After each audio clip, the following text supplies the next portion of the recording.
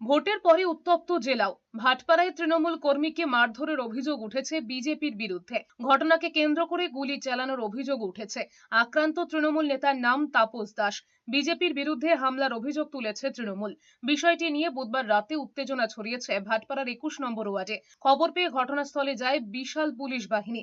জগদ্দলের বিদায়ী বিধায়ক তথা তৃণমূল প্রার্থী সোমনাথ শ্যামের অভিযোগ, এই এলাকার সঙ্গে অর্জুন সিং এর ভাইপো এবং বিজেপি আশ্রিত দুষ্কৃতীরা রয়েছে।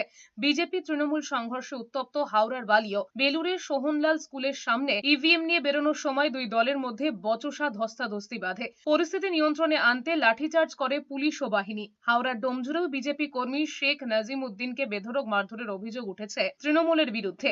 বাইকে করে এসে হামলা করা হয় বলে অভিযোগ।